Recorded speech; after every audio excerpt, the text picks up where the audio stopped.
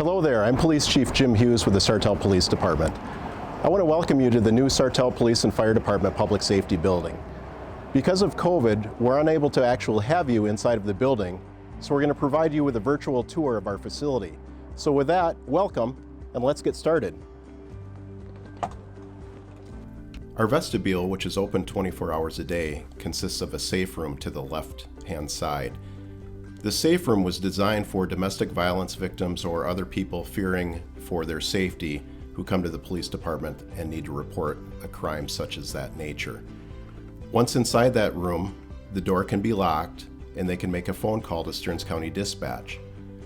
No one has access to that facility or that room except for law enforcement officers with the Sartell Police Department to ensure safety until their arrival. As you enter into the lobby, what you'll notice is to the right is the Sartell Fire Department, to the left is the Sartell Police Department. We have clerical staff up front that are in the office 8 to 4 and will assist you in finding someone from the fire department should you need assistance. We also have a large conference room in which we can meet with the community as they come into the center, whether to meet with police or fire.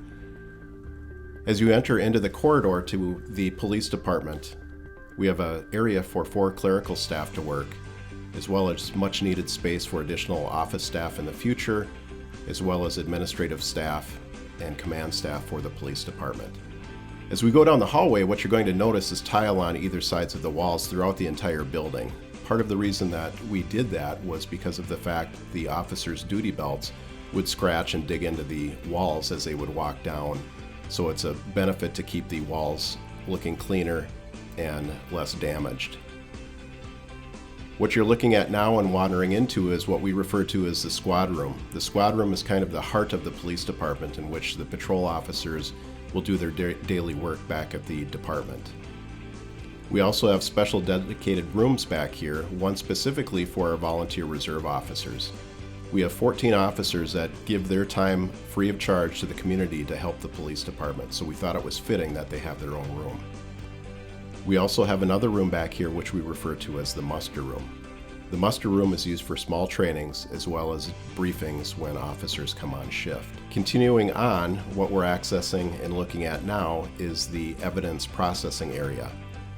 Going from left to right, what you'll notice is a drying cabinet so we can dry evidence before it's entered into the evidence room. Items that may be dried are things like bloody clothing, wet clothing that needs to be secured as part of an investigation. We also have a fuming hood in which we can use the super glue method to pull fingerprints from items for processing as well. We also have a cabinet that's used for aeration when officers are conducting drug investigations.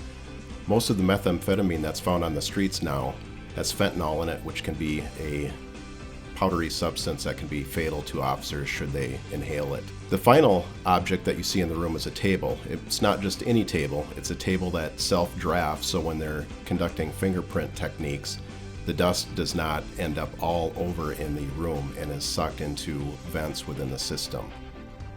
As we exit out and go into the booking area, what you're going to notice is a large area that doesn't look very welcoming. And there's a reason for that, is we hope not to have people here, but if we should, this is a secure place within the entire building that we can keep individuals in custody for a short period of time while we conduct investigations. We have 3 cells. One is considered a wet cell, and a wet cell has a sink and a toilet in it. There are 2 dry cells, as well as an interview room for conducting interviews with persons that are in custody. Also in that room is what's called the DMT room. The DMT room is an area where we bring drunk drivers to be tested for intoxication levels. Continuing in that room, you're also going to find that we have a release area, so if we release a person that's in custody for a short period of time, as well as what we refer to as a sally port, and that's a secure area where an officer pulls into the garage with a suspect in the back seat. That way we can ensure the officer and the suspect's safety during the entire process. It should also be noted that the entire area within that, including the cells, are covered with camera and audio for protection of both the officers and the person we have in custody. Going down the hallway, what you'll notice leading to the garage are large cubes. Those cubes are to hold the officers' duty bags and other gear they may need to work their shift. Also down this hallway is a gun cleaning area.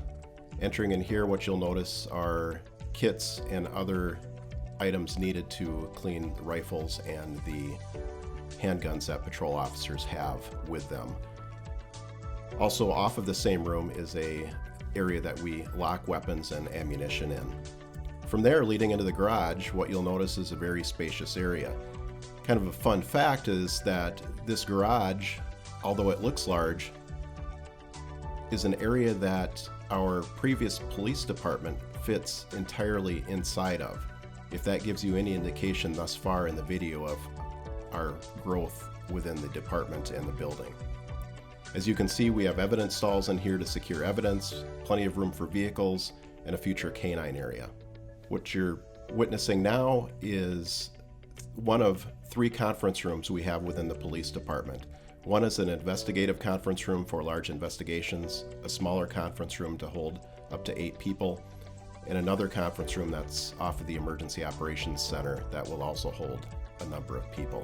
Leading into the area we are looking at now is the police department break room. It's a small area where just officers can sit and have break if they're dealing with having to talk work items that may be confidential. Attached to that is a large break area that we share with the fire department. This area has a full stove, plenty of seating, microwaves, things that we're just not accustomed to having in our old building. And this is our state-of-the-art fitness room. This fitness room was designed by members of both the police and fire department to keep officers and firefighters in shape. Obviously, it's very important to have fit personnel working in your departments to better serve the community members. What you're looking at now is what we're referring to as training room or education rooms A and B. These rooms are shared by both the police and fire departments. They can be shut down with a middle wall to form 2 training rooms. This area also acts as the Emergency Operations Center, or the EOC, for the city of Sartell. Special things were designed in this room in the ceiling to better facilitate if this room had to be set up to be an Emergency Operations Center. This room consists also of a firearm simulator for the law enforcement personnel to do training on. This helps them work on techniques in dealing with scenarios based on computer-generated graphics. As you can see from this facility, it's state-of-the-art and will better help us serve our community at large. I would also like to thank our current and previous City Council and administration for their support over the years. This facility first came to fruition in about 2008, so it's been many years of discussion before we were finally able to pull this off for the departments who are in dire need of additional space.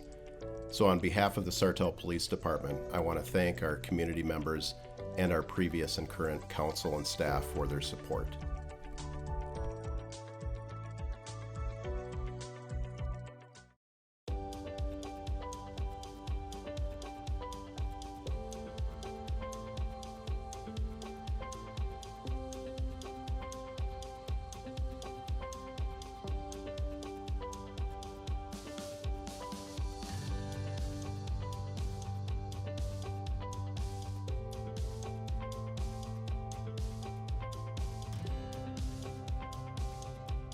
Hello, I'm Jim Sadler, Fire Chief for the City of Sartell. Welcome to our new public safety facility. This morning we're going to start off with a tour of the fire station. Follow me. Now we're entering the administration office. This is a work in progress, so the goal with the administration office is that we have workstations available for the officers so they can do their weekly reports there. Now we're moving into the muster room. This area is a very important part of the fire operation area. This is where the firefighters will be staged waiting for assignment. As we approach our dispatch room here, this is where the communication is done both with the county and also with our current firefighters or the firefighters that are on scene. And what you'll notice in this area is you'll see a gray colored chair, so that is signifying that this is a clean area, meaning that the firefighters will not have turnout gear on while they're in this area.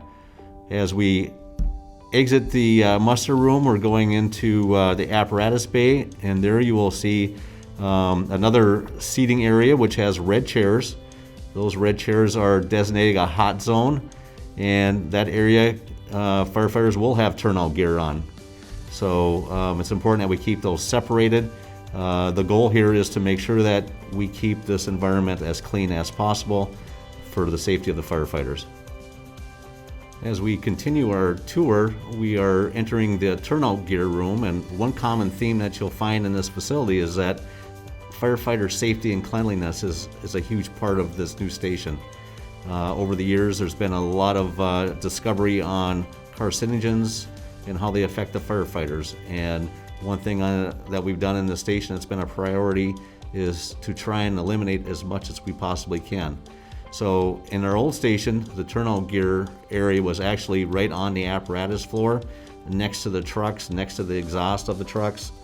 Now the turnout gear is in a separate room and kept separately for cleanliness.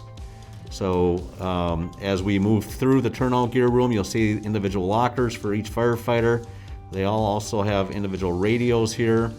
And then as we go into the washroom, you'll see a washer extractor, and again, that is for cleaning our turnout gear, along with dryers so we can dry our equipment in a timely manner.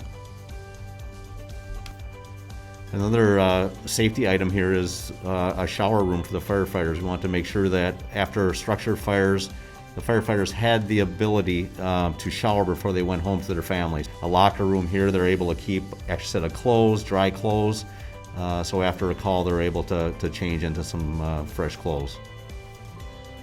The next room that we have here is our work room, and this was another work in progress. What we'll have here is we'll have tool boards on the wall, and this is the area where we'll be able to do some repair work on our own. Now we're entering our apparatus bay, and this is probably one of the most significant changes that this new facility gives us. In the old station, which we were there for 35 plus years, we had equipment stored in 3 different buildings, and the impact of that is response time. That could have slowed down our response time depending on which piece of equipment we needed. You'll also notice that every truck has an exit door, and we are not stacking trucks on top of each other or behind each other where one truck has to move to get to the next one. Everyone has an exit, so this will increase our response time. We also do weekly truck checks, and it's important that we have a visibility of the trucks all under one roof in a heated area. In the past too, we had areas that were unheated, and we were storing some equipment in there. So a huge benefit here. This is a state-of-the-art apparatus bay, which also some of the things that you may not notice is, we have an anti-slip floor here, which is very important. The trucks, sometimes you'll have water underneath them and that sort of thing. All these things are, designed again for safety of the firefighters and response time. Entering now into our SCBA room, our self-contained breathing apparatus room. And what we do here is after fire calls, we clean our air packs, also refill our tanks, and any type of extra maintenance that's involved with our mask and that sort of thing is all done in this room here. We also have a compressor room. In our old station, the compressor was actually on the apparatus floor. It was very loud, very noisy, and now it's in a separate room.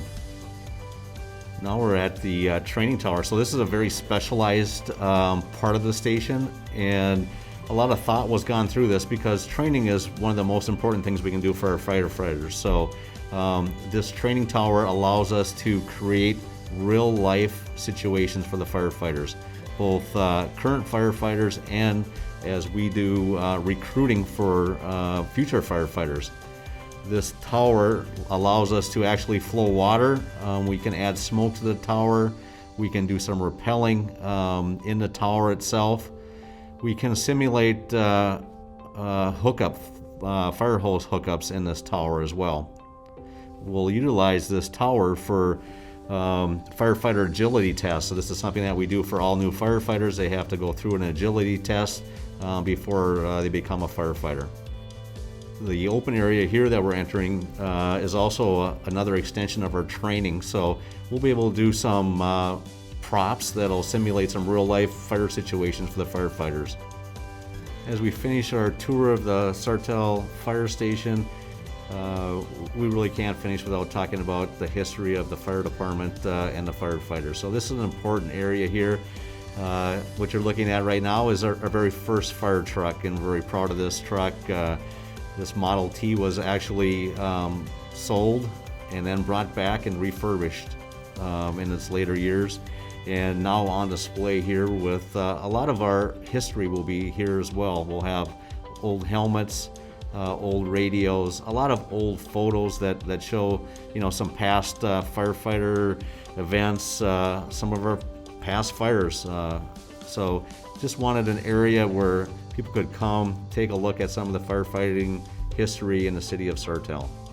2020 was a very significant year for the fire department moving into this new facility, and also bittersweet. It was our 100th anniversary of the Sartell Fire Department, and be able to move into our third station in that 100-year history was a great accomplishment. And I would just like to take this time to thank the leadership of the city for all they did, all their support over the years and making this possible. This has been a project that's been talked about and been worked on for a number of years. This joint public safety facility between police and fire will allow both departments to serve this community for many years.